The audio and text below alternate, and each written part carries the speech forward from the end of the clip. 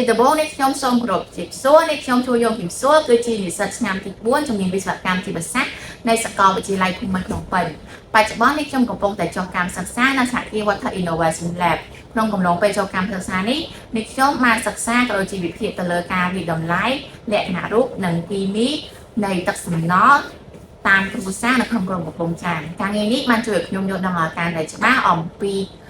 គុណភាពទឹកផលប៉ះពាល់នៃទឹកសំណល់ទៅលើបរិស្ថាននិងការគ្រប់គ្រងធនធានទឹកផងដែរខ្ញុំបានយល់ដឹងថាទឹកសំណល់ដែលមិនបានគ្រប់គ្រងក៏ដូចជាបន្សុទ្ធមិនបានត្រឹមត្រូវគឺអាចបណ្ដាលឲ្យមានផលប៉ះពាល់យ៉ាងធ្ងន់ធ្ងរទៅដល់សុខភាពនិងបរិស្ថានទឹកសំណល់គឺអាចធ្វើការបំពុលទៅដល់ប្រភពទឹកដូចជាទន្លេបឹងនិង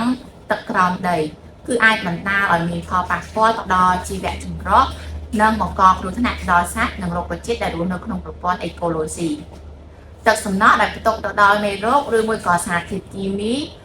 ដែលបង្កគ្រោះថ្នាក់គឺអាចបង្កទៅដល់សុខភាពរបស់ប្រជាពលរដ្ឋនៅក្នុងសហគមន៍ពួកគាត់តែងតែប្រើប្រាស់នៅប្រភពទឹកធម្មជាតិដើម្បីផ្គត់ផ្គង់និងប្រើប្រាស់នៅក្នុងជីវិតប្រចាំថ្ងៃរបស់ពួកគាត់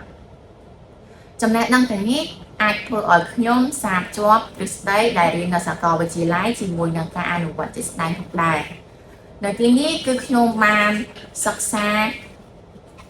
យល់ដឹងអំពីការប្រើប្រាស់នៅឧបករណ៍មន្ទីរពិសោធន៍ការរៀបចំរបាយការណ៍តាមបែបវិទ្យាសាស្ត្រការវិភាគទិន្នន័យ